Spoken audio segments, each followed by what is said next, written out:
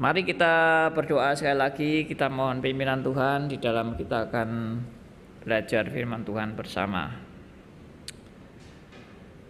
Bapa yang di surga, kami adalah manusia yang tidak layak di hadapan-Mu. Kami orang-orang berdosa, kami orang-orang egois, kami orang-orang sombong, kami orang-orang munafik, kami orang-orang yang mau dilihat orang baik, dan kami menyembunyikan kebobrokan kami untuk dipuji oleh manusia. Kami sadar ya Tuhan, semua keberadaan kami ini, dan kami juga disadarkan bahwa kesadaran ini adalah anugerah Tuhan. Karena siapakah diri kami sebenarnya adalah bukan diri kami yang menurut kami, tetapi diri kami yang menurut Allah. Dan sesuai dengan firman-Mu, tidak ada seorang pun yang baik di hadapan Allah. Kami mau serahkan seluruh firman Tuhan yang diberitakan bukan karena kami baik, tetapi karena justru Tuhan menyadarkan kami orang yang tidak baik, kami membutuhkan firman-Mu. Kami membutuhkan teguran firman-Mu. Kami membutuhkan peringatan daripada firman-Mu. Kami juga membutuhkan pimpinan Roh Kudus untuk menerjemahkan firman di dalam kehidupan kami sehari-hari. Terima kasih untuk anugerah-Mu yang luar biasa bagi kami. Tanpa anugerah-Mu, kami tidak bisa berbuat apa-apa. Kami mau serahkan dari awal sampai akhir seluruh pemberitaan firman ini. Tuhan, layakan hamba-Mu, di mana hamba-Mu juga orang biasa, bahkan orang berdosa, bahkan orang yang tidak layak. Tuhan boleh layakan, Tuhan boleh beri anugerah untuk hamba-Mu boleh menjadi saluran berkat, dan semua juga boleh menyatakan kemuliaan yang datang dari Allah. Terima kasih, kami serahkan doa kami serahkan seluruh pemberitaan ini dalam nama Tuhan kami Yesus Kristus, Tuhan dan Juru Selamat kami yang hidup. Amin. Oke, saya akan tetap meneruskan seri doa Bapa kami. Yang terakhir adalah berikanlah kepada kami makanan kami yang secukupnya. Nah, hari ini dilanjutkan dengan Injil Matius pasal 6 ayat 12. Mari kita baca ayat pasal 6 ayat 12 ini. 1, 2, 3. Dan ampunilah kami akan kesalahan kami, seperti kami juga mengampuni orang yang bersalah kepada kami.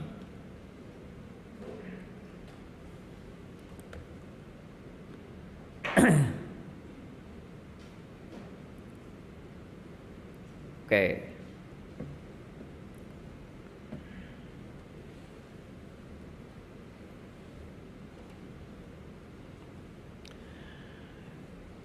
Kalau bicara soal pengampunan, saya yakin ini bukan hal yang baru bagi Anda dan saya.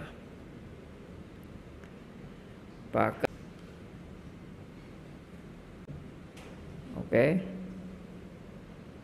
apa dasar utama dari pengampunan kita?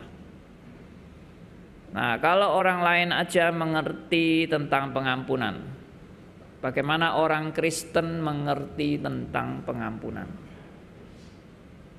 Apakah hanya sekedar ya kalau orang bersalah ya kita ampunilah,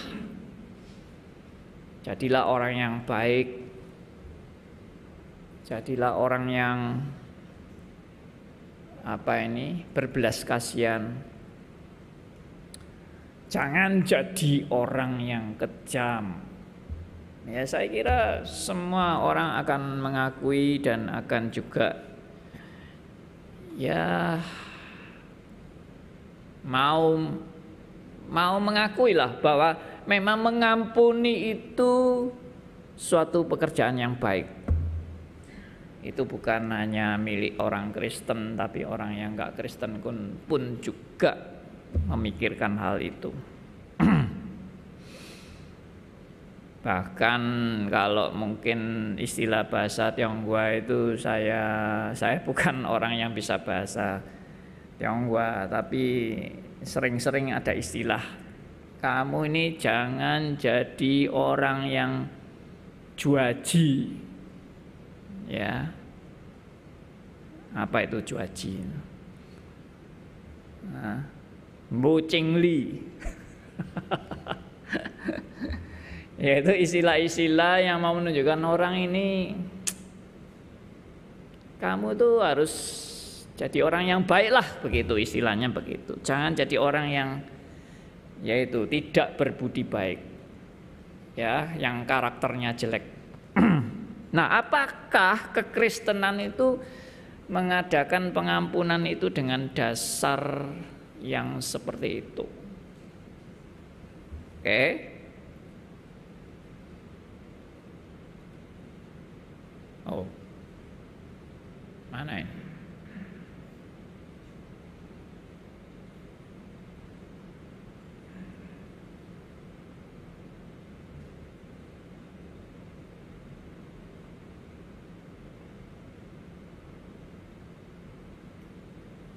Oke. Nah, saya tulis di sini, apa dasar utama dari pengampunan kita? Rasa kemanusiaan, kesalahan yang tidak perlu diperhitungkan, kita tidak tega, kita berbelas kasihan dan lain-lain. Nah, ini ada pertimbangan-pertimbangan pengampunan dengan dasar-dasar yang seperti ini. Nah, apakah ini memang dasar-dasar orang Kristen di dalam memberikan pengampunan? Nah, semua dasar yang tersebut tadi itu adalah bisa disebut dengan dasar humanisme atau kemanusiaan. Makanya tadi saya bilang semua orang itu punya rasa kemanusiaan. Bukan hanya orang Kristen saja yang punya rasa kemanusiaan. Orang yang tidak Kristen, agama-agama lain juga punya rasa kemanusiaan. Itu disebut dengan humanisme. Tetapi kalau kita sudah mengerti dan memahami filsafat dan membandingkan dengan iman Kristen, maka saya berani menyebut humanisme ini bersifat antroposentris. Antroposentris itu adalah berpusat pada manusia. Pengampunan yang berpusat pada manusia. Ya, seperti yang tadi saya katakan,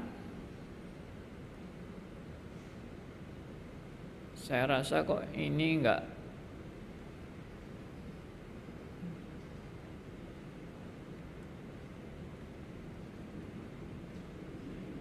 Oke. Nah, kalau kita perhatikan, banyak orang yang ini kurang kata L ya, kurang huruf L. Banyak orang yang di luar Kristen yang lebih baik dari orang Kristen sendiri. Jadi saya kasih tanda petik lebih baiknya itu, ternyata orang Kristen masih ada yang pelit, tapi orang yang bukan Kristen ada yang lebih royal di dalam mengeluarkan duitnya untuk hal sosial. Humanisme.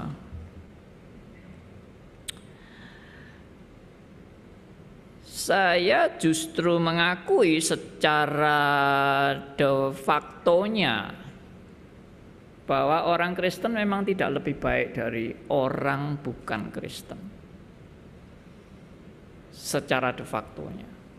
Dan secara de jure-nya, saudara dan saya sebetulnya bukan diselamatkan karena saudara dan saya lebih baik dari orang lain. Jadi sebetulnya tidak ada kebanggaan apapun di dalam menjadi orang Kristen, bahwa saya ini memang lebih baik dari orang lain. Itu suatu konsep yang salah. Jadi kalau saudara ini memang mau bertanding tentang kebaikan dengan orang yang bukan Kristen, itu bukan pertandingan yang dikehendaki oleh Allah. Karena kebaikan model seperti itu, seperti yang tadi saya katakan, itu adalah kebaikan antroposentris yang berpusat pada kemampuan manusia dan kehebatan manusia dan kebanggaan manusia. Saudara mau bangga apa dari diri Anda yang sebetulnya secara de facto-nya saudara dan saya ini orang bobrok yang gak layak sama sekali di hadapan Allah? Apa yang Anda mau banggakan dari diri Anda sendiri? Jadi saya kalau ngomong kayak gini pun saya menyadari diri saya sendiri tidak lebih baik dari orang lain. Meskipun saya pendeta, saya juga tidak pernah menganggap diri saya lebih hebat dari orang lain, lebih baik dari orang lain. Saya dipilih Tuhan bukan karena saya lebih baik. Itu prinsip dasarnya kan. Baik. Nah, ini yang saya mau share untuk Anda. Kebenaran yang benar adalah ya ini. Dasar utama dari suatu pengampunan bagi orang percaya adalah karena Allah telah mengampuni segala dosa-dosa kita. Ini dasarnya. Dasarnya bukan Anda baik, bukan Anda lebih hebat dari orang bukan Kristen, tetapi dasarnya adalah karena Allah yang telah mengampuni dosa-dosa kita. Nah, ini tidak ada di dalam konsep-konsep orang yang bukan Kristen dengan konsep pengampunan yang benar tentunya. Ya, karena di dalam pengajaran-pengajaran mungkin yang di luar Kristen juga percaya bahwa Allah itu juga mengampuni, tapi konsep pengampunannya itu yang berbeda. Oke. Berikut. Nah, jadi kalau tadi dasar dari pengampunan kita itu karena Allah sudah mengampuni dosa kita. Nah, sekarang dasar dari pengampunan Allah bagi orang percaya itu saudara dan saya adalah bagaimana Allah itu mengampuni saudara dan saya, yaitu Allah tidak lagi memperhitungkan dosa-dosa kita. Nah, ini pengampunan seperti ini itu mau menunjukkan bahwa volumenya tolong dipelankan dikit saja, soalnya membengung terus. Dari tadi saya dengar kok bengung terus. Jadi dasar daripada bagaimana Allah itu mengampuni itu Allah tidak memperhitungkan dosa-dosa kita lagi. Jadi memang ini salah satu ciri khas pengampunan yang datang dari Allah, yaitu Allah tidak memperhitungkan dosa saudara dan saya. Nah, tetapi ada alasannya ya, kenapa Allah tidak memperhitungkan dosa kita. Bukan berarti lalu semuanya dihapus dan semuanya selesai dan habis begitu aja. Itu tidak. Ya. Jadi apa dasar daripada Allah tidak memperhitungkan dosa kita? Bukan berarti dosa lenyap begitu saja. Nah, ini dasarnya. yaitu karena segala hutang dosa-dosa kita telah dibayar lunas oleh darah Kristus di kayu salib. Nah, jadi saudara diampuni kenapa? Bukan sekedar diampuni lalu tidak diperhitungkan akan dosa-dosa Anda, tetapi karena ada yang sudah membayar lunas hutang Anda. Jadi sebetulnya pengampunan itu tidak akan mungkin bisa terjadi tanpa ada yang membayar lunas hutang itu. Nah, kita sudah banyak belajar bahwa hutang kita itu tidak mungkin bisa dibayar oleh yang lain kecuali Kristus. Kita sendiri nggak bisa bayar hutang dosa kita. Kita nggak mampu bayar hutang dosa kita. Kita seharusnya bayar hutang dosa kita, tapi itu sebetulnya bayarnya dengan mengalami apa yang harus kita bayar, yaitu mengalami maut. Maut adalah keterpisahan dengan Allah dan kebinasaan dalam kekekalan. Nah, siapakah yang bisa membayar hutang ini?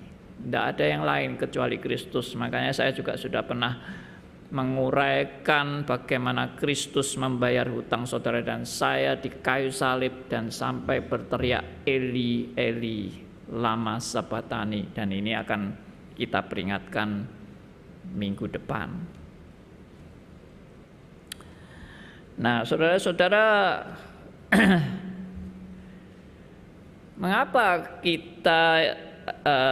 mengapa Kristus yang membayar lunas hutang dosa-dosa kita? Yang pertama, ya, karena kita tidak mampu membayar. Makanya Kristus yang bayar. Kalau saudara dan saya mampu bayar, Kristus tidak usah bayar. Kita aja yang bayar. Nah, karena kita tidak mampu.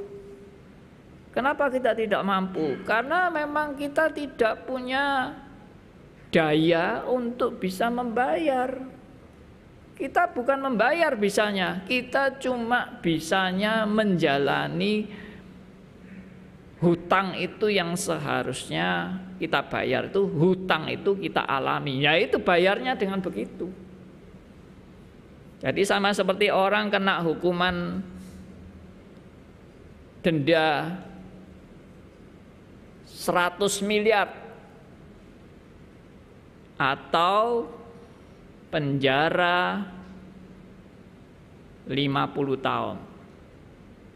Nah, denda 100 miliar aku tidak mungkin bayar. Jadi aku bayarnya bagaimana?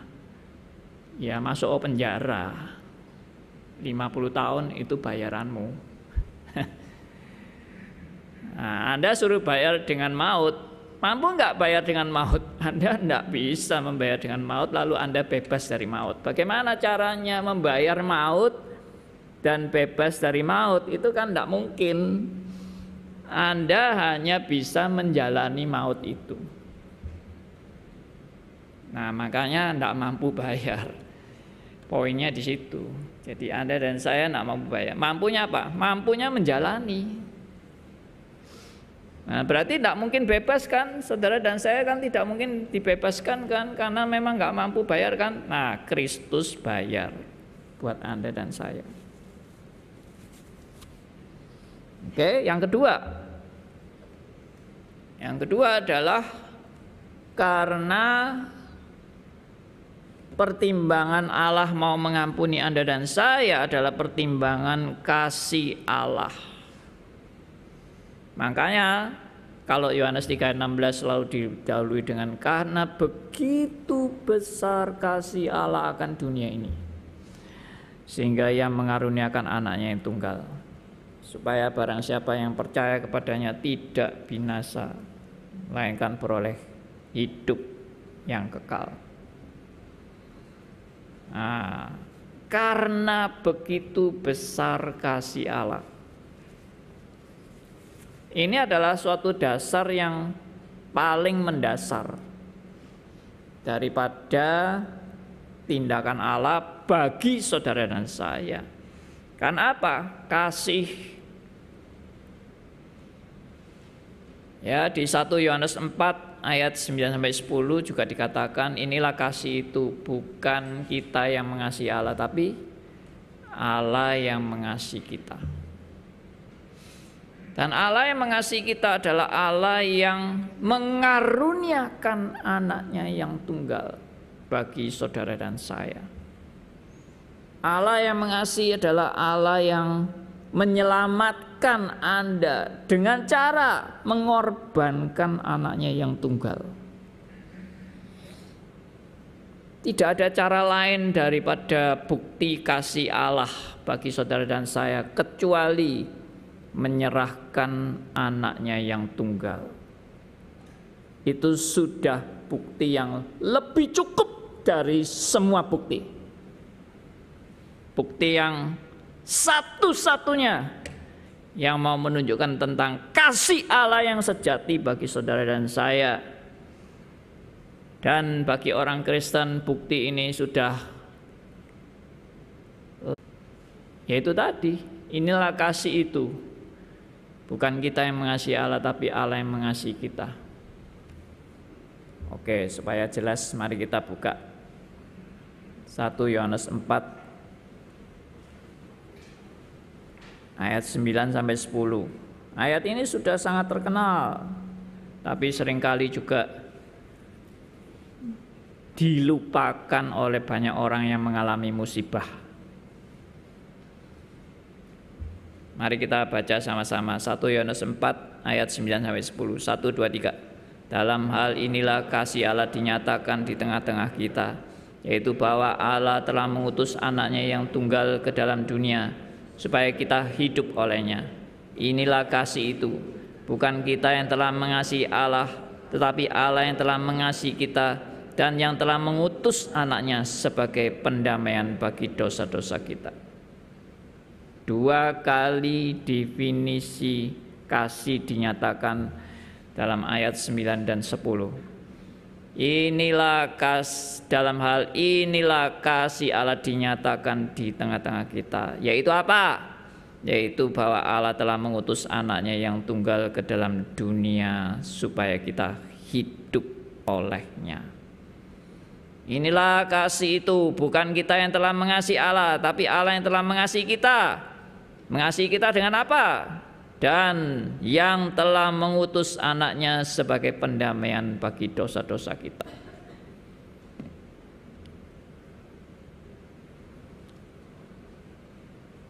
Kalau orang selalu berorientasi kepada kesembuhan, berorientasi kepada kekayaan, berorientasi kepada kesuksesan, ya, keberhasilan hidup, kenikmatan,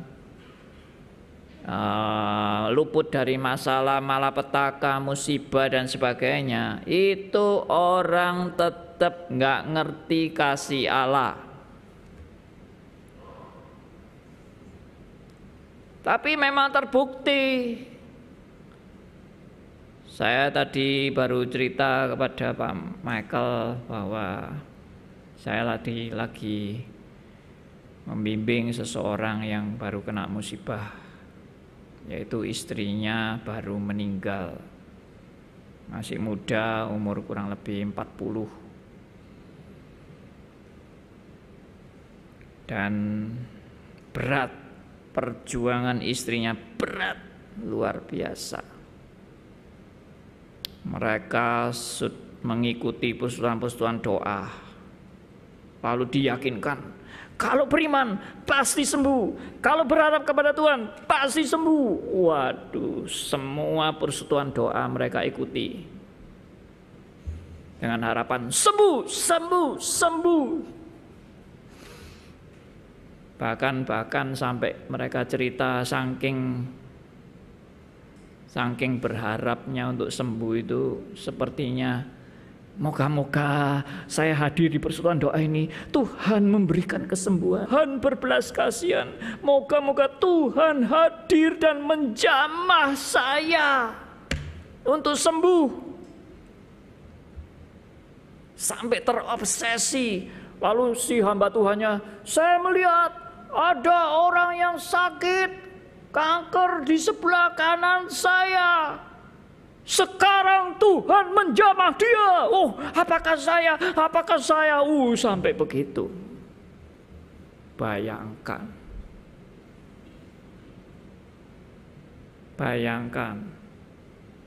Pengkhotbah ini tidak justru mengarahkan orang kepada kebenaran yang hakiki, tapi memberi pengharapan yang menyesatkan. Akhirnya tambah lama tambah sakit, sampai akhirnya diamputasi tangannya, tinggal satu. Istri saya mendengar radio RMC dan kami sangat diberkati. Loh, gimana ceritanya? Ya, ini istri saya baru mengalami musibah yang berat sekali, sampai kami benar-benar berharap Tuhan menyembuhkan, Tuhan memberi mujizat. Kami sampai stres. Kenapa Tuhan tidak kasih? Kenapa Tuhan tidak menyembuhkan? Kenapa Tuhan tidak memberi mujizatnya? Sampai stres luar biasa.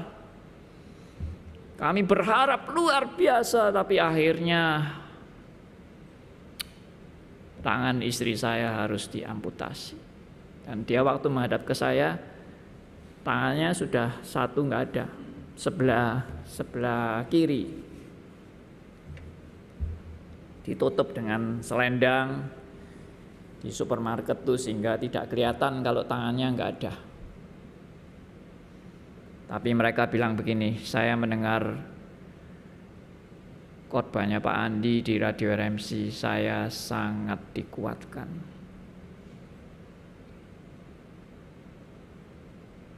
Oh ya, saya bilang.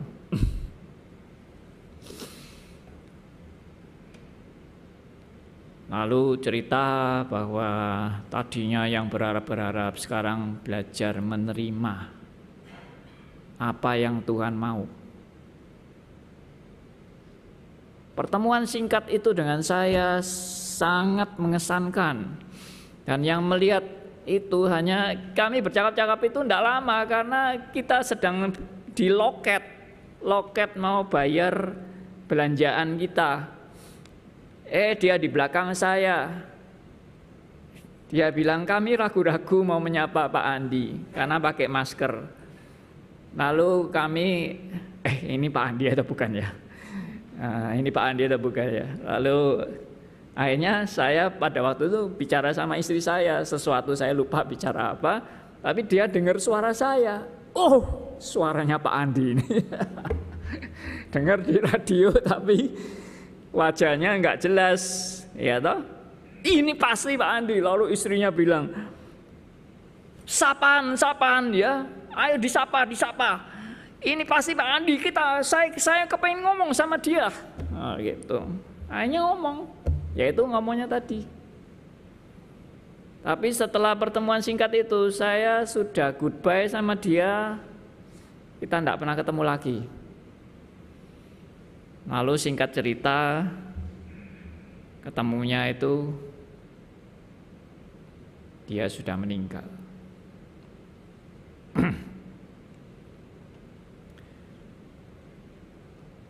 Nah, saya menyesalnya itu kok nggak saya follow up ya. Pertemuan itu tidak saya follow up, saya cuma ketemu gitu aja, say goodbye. Dan itu pertemuan saya dan ya, yang pertama dan yang terakhir dengan dia.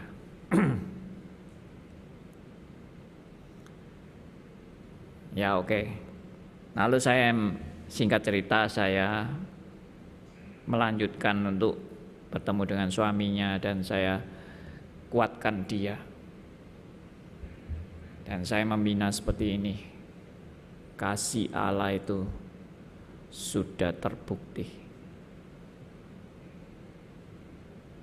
Ya memang saya tahu tidak mudah menerima itu. Yang ngomong gampang, yang mengalami jelas mengalami penderitaan yang besar. Tapi kita tetap harus berpegang pada kebenaran. Apapun yang terjadi, saya percaya bahwa kasih Allah sudah melampaui segala-galanya. Saya bilang sama dia, kamu harus tetap pegang teguh. Allah kita adalah Bapa kita di surga. Dan Bapa kita di surga tidak mungkin menginginkan anaknya celaka. Bapa di surga selalu memberikan yang terbaik bagi anak-anaknya. Dan yang terbaik itu adalah segala sesuatu yang terjadi dalam hidup anak-anaknya, itu yang terbaik. Kan kita seringkali berpikir kalau yang terbaik itu yang tidak mati. Dia bilang sama saya, Pak, bukankah kalau istri saya tidak mati itu lebih bagus? Karena dia cerita akibat istrinya itu meninggal, sekarang saudara-saudaranya tidak percaya kepada Tuhan lagi. Mamanya juga tidak percaya. Katanya, mana kuasa Allah, mana kesembuhannya. Ya, saya bilang lagi, kamu harus tetap percaya bahwa istrimu meninggal itu yang terbaik. Kenapa?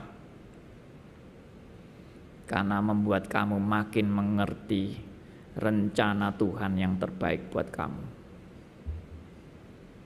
Salah satunya adalah kamu sekarang mengerti kasih Allah itu tidak berarti istrimu mengalami kesembuhan. Kasih Allah tidak berarti istrimu tidak jadi mati. Kasih Allah adalah Dia telah menganugerahkan anaknya yang tunggal buat saudara dan saya. Oke. Kesadaran akan pengampunan ini adalah hal yang paling besar dan paling pokok dalam kehidupan orang percaya, dan sekarang saudara dan saya diuji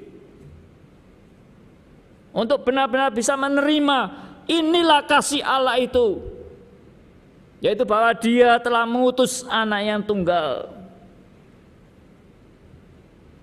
menjadi pendamaian bagi dosa-dosa kita. Inilah suatu harga yang termahal, lebih mahal daripada segala kesembuhan, lebih mahal daripada segala kekayaan, kesuksesan, lebih mahal daripada saudara mengalami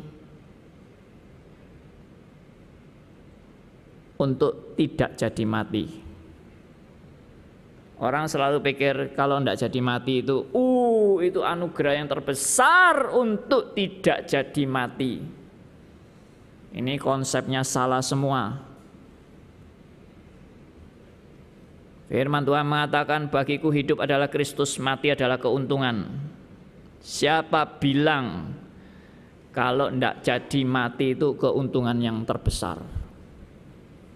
Alkitab justru bilang kematian adalah keuntungan. Heran ya, menjadi orang Kristen ini konsep-konsep kita ini masih konsep duniawi. Kalau tidak mati itu baru keuntungan. Kalau sembuh itu baru namanya anugerah Allah. Kalau kita hidup sukses itu baru namanya kasih Tuhan. Kalau disembuhkan diluputkan dari segala malapetaka, musibah, baru itu namanya anugerah Tuhan. Kalau seperti itu definisinya, kita ini sama orang nggak Kristen ya sama aja. Orang nggak Kristen juga punya definisi yang seperti itu. Definisi kasih Allah cuma satu, yaitu Allah mengutus anaknya yang tunggal. Oke? Jadi sudah, tidak usah buat definisi-definisi lain. Lanjut. Dikatakan juga di sini, karena hanya Kristus yang mampu membayar segala hutang dosa kita dengan maut, tidak ada yang mampu bayar. Berikutnya.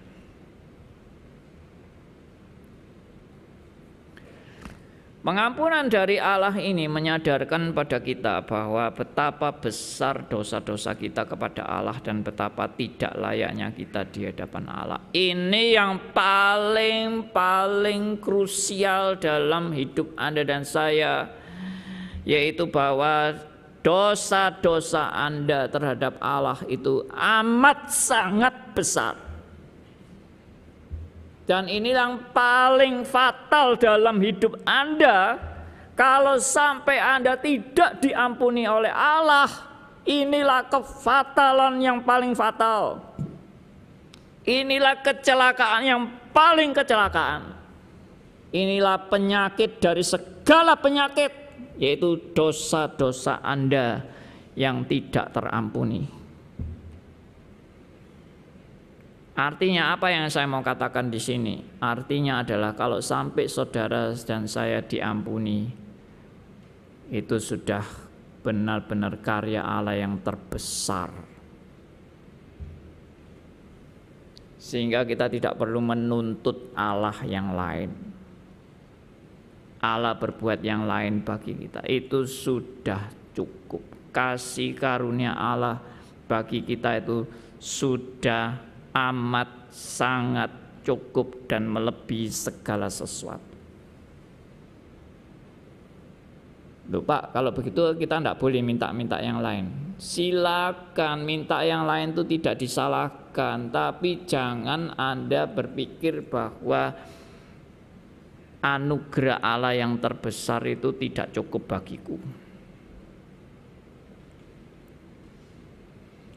Kalau saya menyadari bahwa anugerah Allah yang terbesar itu sudah cukup bagiku, maka yang lain itu hanya bonus-bonus tambahan, bisa diberikan, bisa tidak diberikan.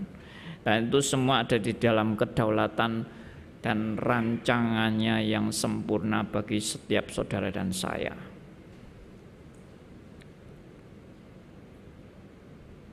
Sebenarnya kalau mau menyadari bahwa hidup kita ini di dunia hanya hidup sementara, kita itu tidak perlu terlalu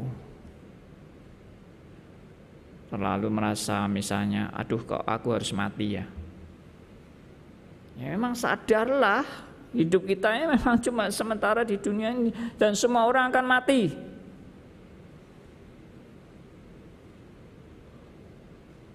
Semua umur. Ada bayi yang mati,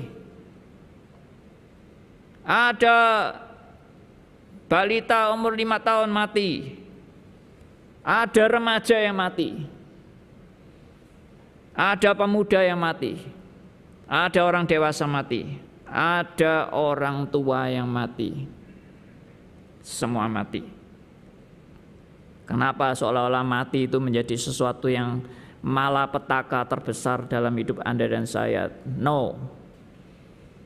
Bagi orang percaya, mati bukan malapetaka terbesar.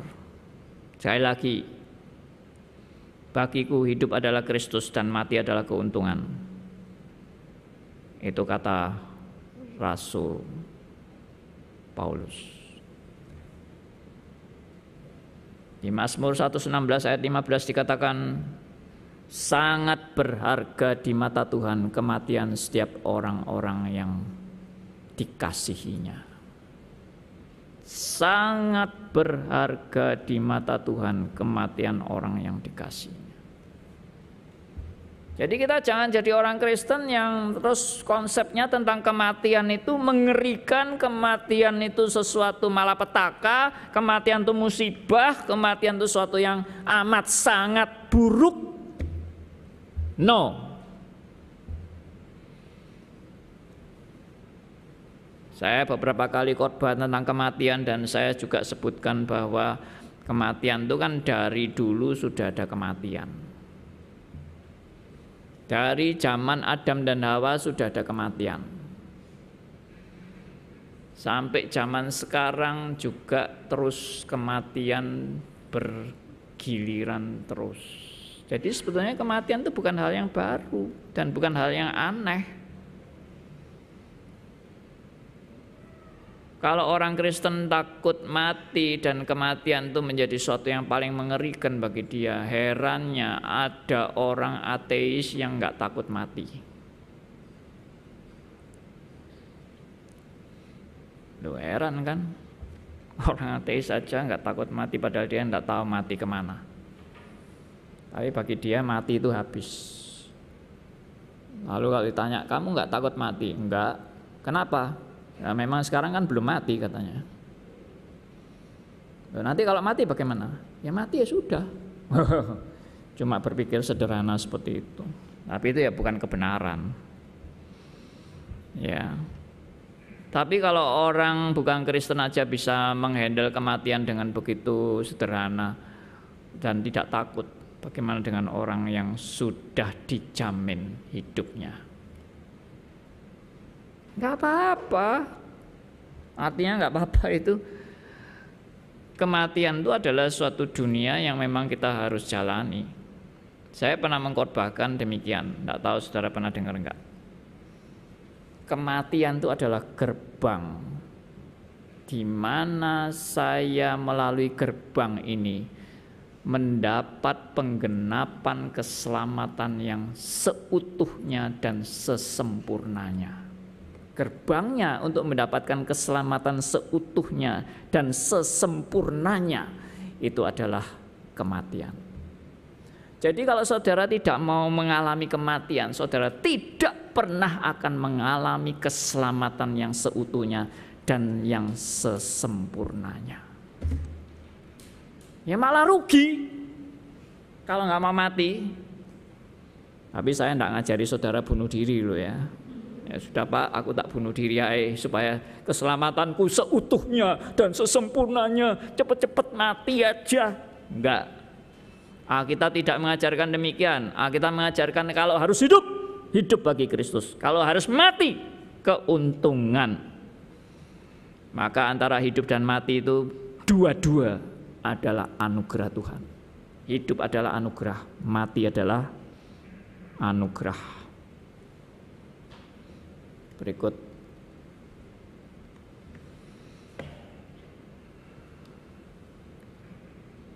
Kok kelewatan ini?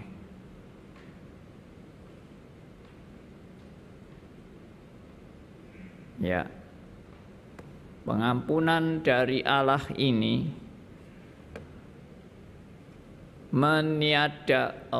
bukan ini. Bentar.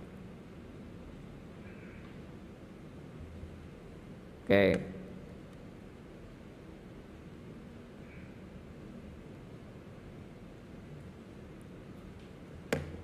Mana ya? Ya. Pengampunan dari Allah ini menyadarkan pada kita bahwa betapa besar dosa-dosa kita kepada Allah dan betapa tidak layaknya kita di hadapan Allah. Kenapa saya menekankan ini? Karena orang yang mendapat pengampunan dari Allah itu adalah orang yang istilahnya mendapat benar-benar berkat yang terbesar. Berkat yang jatuh dari langit, yang terbesar, paling besar dari semua berkat adalah saudara dan saya diampuni oleh karya Kristus. Makanya besarnya kasih Allah dinyatakan dengan mengutus anaknya yang tunggal. Kalau itu dikatakan besar, Maka kalau sebagai orang percaya kamu kamu mengenal kebenaran seperti ini, mungkinkah saudara dan saya itu tidak mau mengampuni dosa orang lain? Itu yang tadi saya bilang, ini menjadi dasar.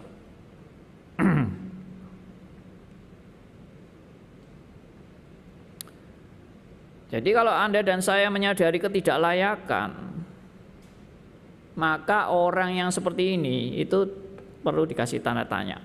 Orang Kristen yang berkeras hati tidak mau mengampuni orang yang bersalah kepada dia adalah orang Kristen yang tidak menyadari betapa besar kasih Allah bagi dia dan betapa besar dosa dan ketidaklayakan dirinya di hadapan Allah. Sehingga dia berkeras hati tidak mau mengampuni orang yang bersalah kepada dia. Dia sendiri nggak sadar bahwa kasih Allah itu begitu besar bagi dia di dalam dia mendapat pengampunan yang datang dari Allah. Dia tidak menyadari itu. Makanya dia punya sikap keras dan tidak mau mengampuni orang yang bersalah kepada dia. Atau orang ini memang tidak pernah mengalami kasih Allah. Makanya modelnya kayak gitu. Meskipun namanya Kristen, tidak berarti Kristen itu sudah benar-benar menjadi orang percaya. Banyak orang Kristen yang salah.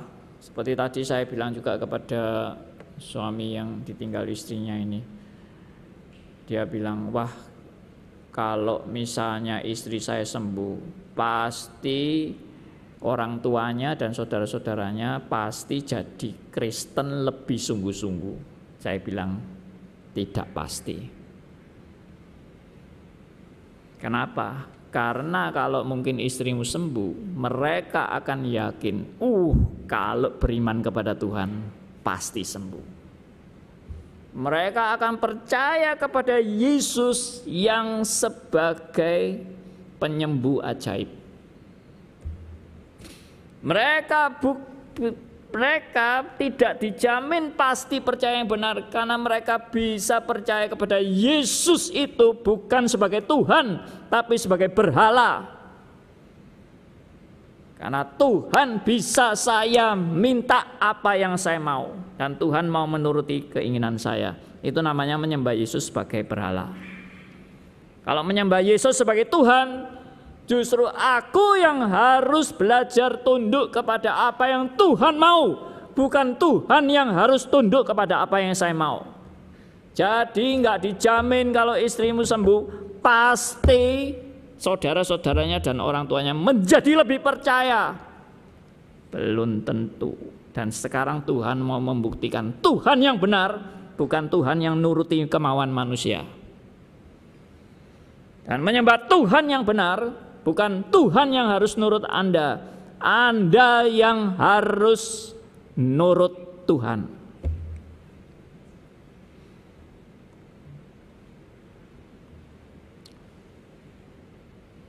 Puji Tuhan, banyak orang yang tidak mengerti bagaimana menyembah Tuhan, tapi menyembah Tuhannya sebagai berhala, bukan sebagai Tuhan. Oke, lanjut.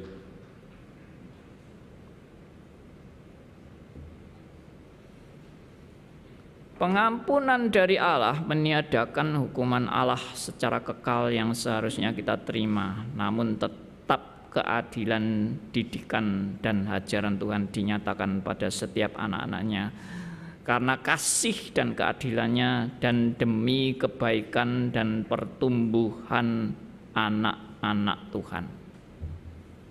Roma 8 ayat 1. Artinya bahwa saudara kalau sudah mendapat pengampunan, itu segala hukuman yang harus Anda terima di dalam kekekalan itu sudah dihapus semuanya.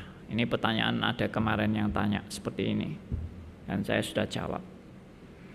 Namun tidak berarti bahwa kalau saudara dan saya tidak menerima hukuman itu di dalam kekekalan, tidak berarti tidak ada satu konsekuensi daripada segala hal yang kita lakukan di dunia ini masih ada yang namanya tanda petik tanggung jawab manusia. Nah, di dalam Allah mengampuni saudara dan saya, Allah tetap menyatakan kasih-Nya kepada Anda dan saya melalui didikannya, melalui hajarannya, melalui menyatakan keadilan kepada anak-anaknya, sehingga anak-anaknya juga boleh mengalami pertumbuhan melalui didikan itu. Saya yakin kalau orang Kristen diampuni begitu aja lalu tidak ada satu konsekuensi dan tidak ada didikan dan ajaran, dia tidak pernah belajar dari kesalahan-kesalahan yang dia lakukan. Dia tidak pernah belajar daripada dosa-dosa yang dia lakukan, dan itu Tuhan memberi pelajaran, didikan. Makanya yang namanya orang-orang yang diampuni oleh Tuhan itu tetap dididik dan diajar oleh Tuhan. Daud memang berbuat dosa dan berzina dan diampuni oleh Tuhan, tetapi Daud juga menerima didikan dan ajaran Tuhan akibat dia sudah melakukan seperti itu. Tapi didikan ajaran Tuhan itu tetap demi kebaikan Daud, supaya Daud juga mengalami pertumbuhan. Daud juga mengenal siapa Allah yang memimpin hidupnya. Jadi tidak diampuni begitu saja langsung selesai. Tidak. Dan Daud akhirnya menyadari apa arti pengampunan yang daripada Tuhan. Pengampunan yang daripada Tuhan bukan sekedar ya sudah aku lupakan, selesai. Tidak. Pengampunan yang daripada Tuhan diikuti dengan didikan dan ajaran untuk menyatakan kebenaran dan membuat anak Tuhan ini bertumbuh. Ingat, didikan dan ajaran Tuhan bukan supaya gua siksa lu, gua habisi lu, biar kapok lu, biar mati lu. Bukan gitu. Itu bukan didikan ajaran. Saya yakin saudara, ada ndak orang tua yang mendidik dan mengajar anaknya sampai dibuat tersiksa sampai mati? Ya nggak ada. Itu pasti orang tua sakit jiwa. Tapi tetap harus dididik dan diajar supaya dia juga bertumbuh. Oke?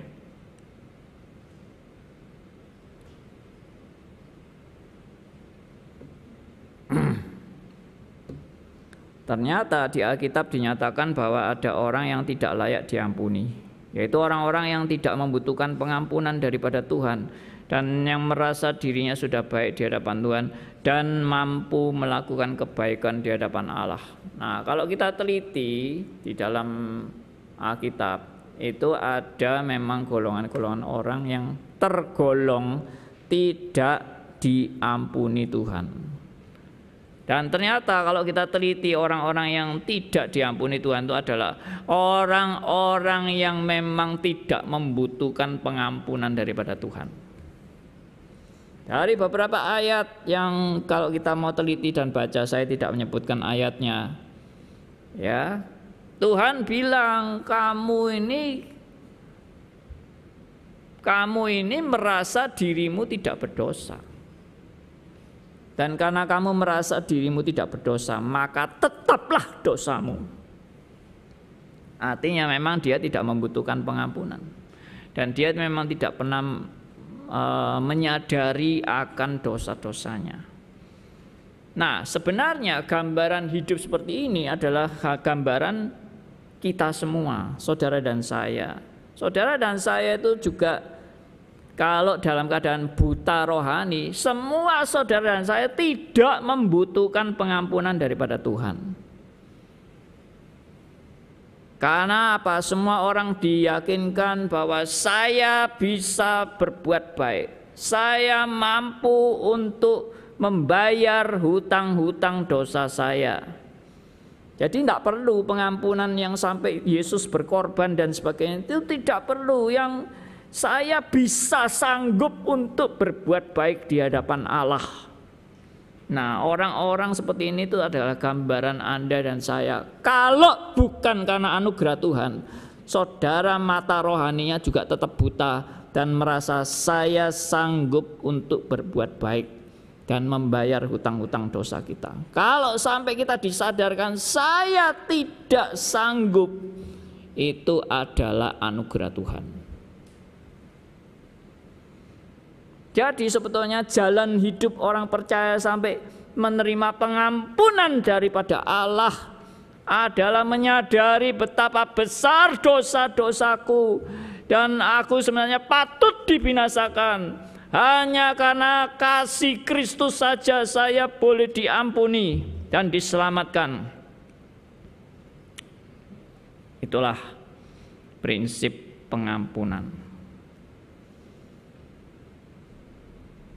Semua pengampunan ini bukan menunjukkan kita orang yang baik dan kemuliaan tertuju pada kita, tetapi Allah yang maha baik yang telah mengampuni kita dan yang harus dimuliakan di dalam dan melalui hidup orang percaya dan mau mengampuni kesalahan sesamanya.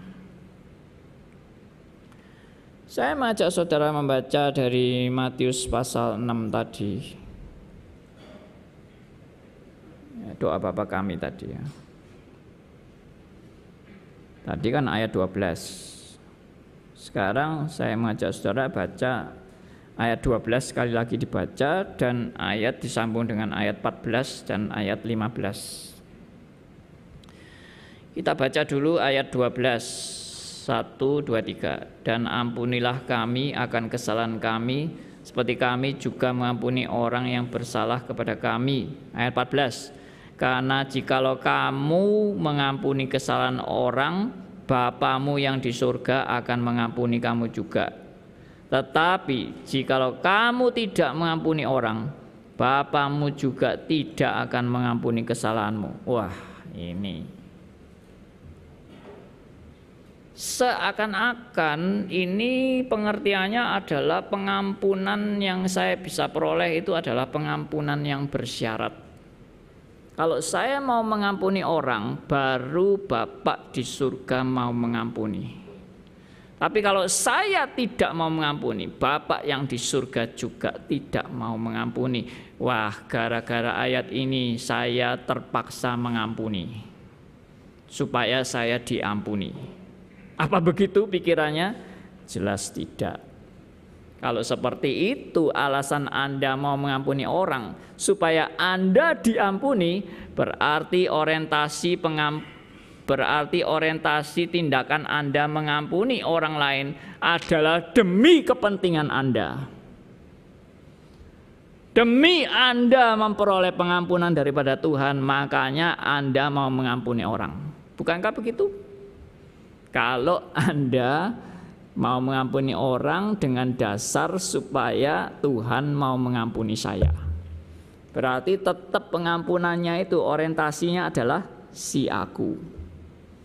Berarti itu tetap namanya antroposentris. Tuhan tidak mengajarkan pengampunan model seperti ini, tapi kalimatnya ini kok begini. Kalimat ini mau menunjukkan suatu tanda orang yang sudah diampuni dan orang yang belum diampuni.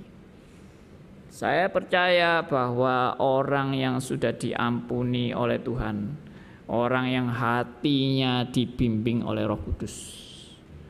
Saya percaya orang yang sudah diampuni oleh Tuhan, orang yang akal budinya sudah diperbarui. Saya percaya orang yang sudah diampuni oleh Tuhan adalah orang yang orientasinya adalah apapun yang dia lakukan merupakan suatu ucapan syukur kepada Allah yang sudah mengampuni dosa-dosa kita. Jadi orientasinya bukan supaya saya diampuni, supaya saya dapat berkat, supaya Tuhan membalas saya. Itu tetap egosentris. Tuhan mengampuni saudara dan saya bukan karena Anda mampu mengampuni orang lain. Justru karena Tuhan mengampuni Anda dan saya, kita diberi kemampuan mengampuni orang lain.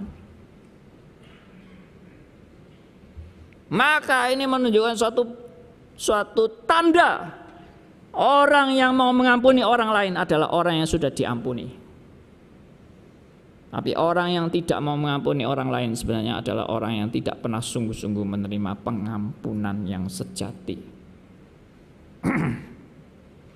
Mari kita merenungkan kebenaran ini.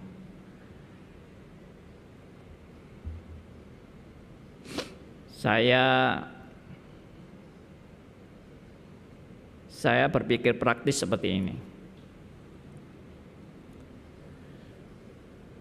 Kalau orang lain itu kesalahannya, kita biasanya sulit mengampuni orang lain. Kenapa? Karena bagi kita kesalahan dia terlalu besar. Itu baru kita sulit mengampuni. Tapi kalau kesalahannya kecil-kecil yang bagi kita ukurannya sepele dan tidak masalah, gampang ngampuni orang. Tapi kalau membuat kita sakit hati yang benar-benar sakit, kita dikhianati sampai benar-benar kita habis hancur gara-gara dia, rasanya sudah nggak bisa lagi ini orang kayak gini diampuni.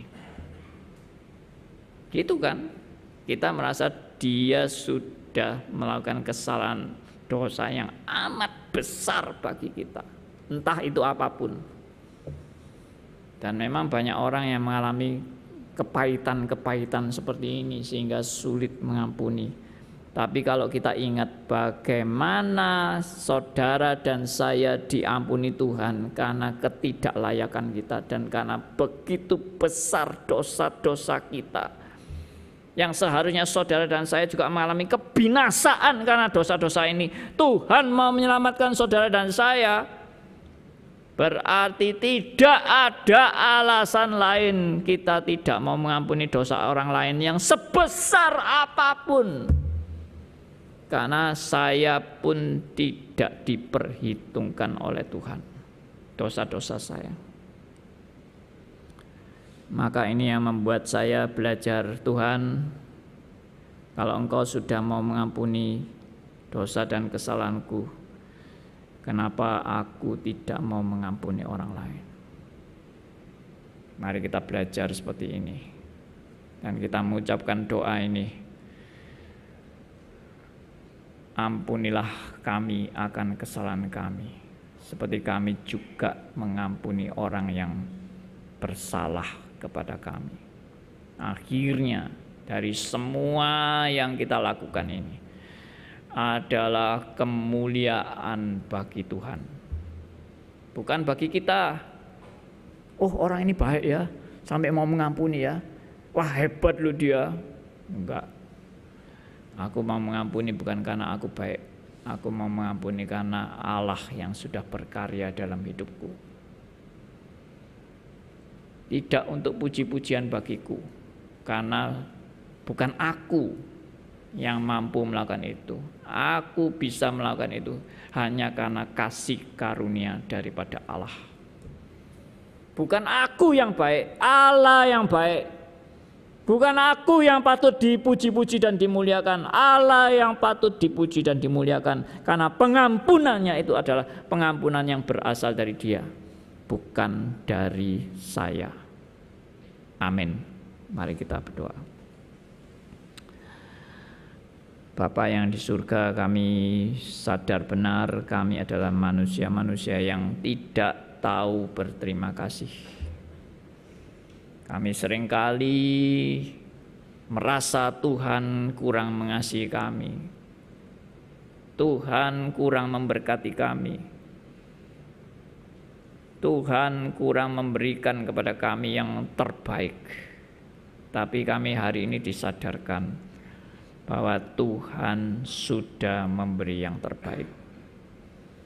Kami yang kurang berterima kasih, kami yang kurang menyadari anugerah Tuhan yang luar biasa bagi kami. Kami bersyukur untuk kesadaran ini.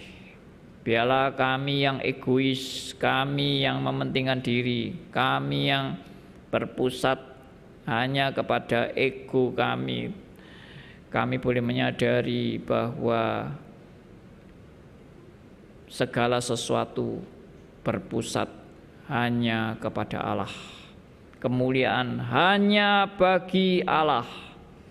Kalau kami mau mengampuni orang lain karena Tuhan yang sudah terlebih dahulu mengampuni kami dan sudah membuktikan kasih-Nya kepada kami, maka kami juga belajar menyalurkan kasih Allah itu kepada mereka yang belum percaya kepadamu. Semua adalah demi kemuliaan Allah. Semua adalah supaya manusia sadar kasih yang terbesar adalah kasih dari Allah. Terpujilah nama Tuhan. Kami serahkan doa kami dan seluruh kehidupan kami dalam nama Tuhan kami Yesus Kristus, Tuhan dan Juru Selamat kami yang hidup. Amin.